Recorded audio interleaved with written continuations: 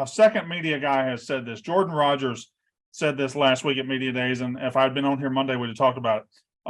Aaron Murray said it back in April, and now Jordan Rogers doubled down. He said it, and that was Jordan Rogers last week said Tennessee quarterback Joe Milton is the most talented quarterback in the country, and it's not even close. Aaron Murray said the same thing a couple of months ago, to which I got to say, it is high time that we pull the brake on the Joe Milton hype train. No, he is absolutely not the most talented quarterback in the country. You know how I know that? Because he hasn't been able to get on the field and secure a starting job for 4 years. You know who is the most talented quarterback in the country? Caleb Williams, the guy who in his second year won the Heisman in a walk. Caleb Williams exists. He's going to be the number 1 pick next year. He exists. He is the most talented player in college football, the most talented quarterback. What they mean to say is Joe Milton has the strongest arm and is intriguing. But if he was the most talented quarterback in college football, he would have kept the starting job at Michigan. If he was the most talented quarterback in college football, he would have kept the job at Tennessee after he got hurt and Hendon Hooker took his place. He would have come back and he would have taken the job back. And somebody, please, for the love of God, change that TV behind you. Noah. Oh. People around here. Joe Milton has a chance to be a very good player this year. But all of that is projecting and guessing. There's nothing in his profile other than having an arm that can throw 80 yards, which, by the way, you don't throw 80 yards very often in a football game. You just don't. It's like saying the guy who can dunk from the free throw line in warm-ups is automatically the best player in basketball. That's not how it works.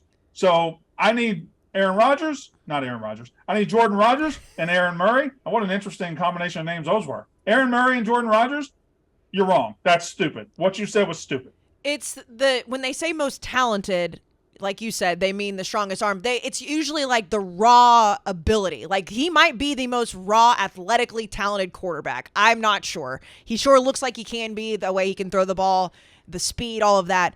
But most talented. I mean, are you sure they said most talented? Yeah.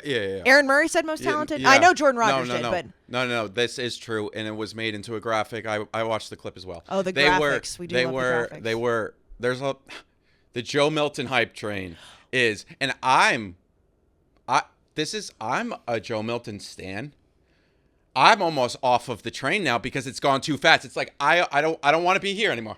It's out of control. Like I can understand buying a ticket for the train and getting on, but at some point when the train's barreling out of control at 180 miles an hour, just please let me off the next stop because this is crazy.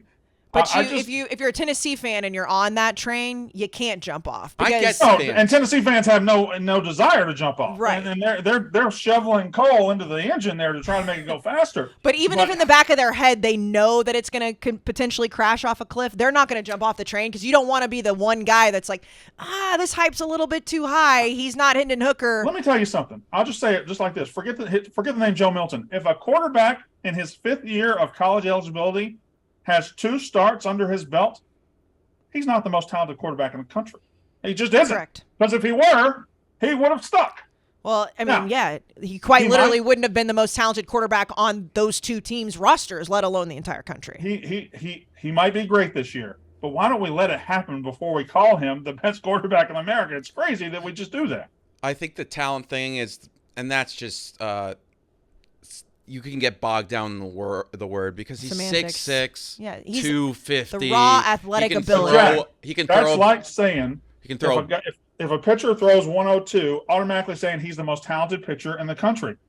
He might not know where it's going. He might not be able to throw strikes. But just because he throws 102, we're going to say he's the most talented? No, he's the hardest thrower.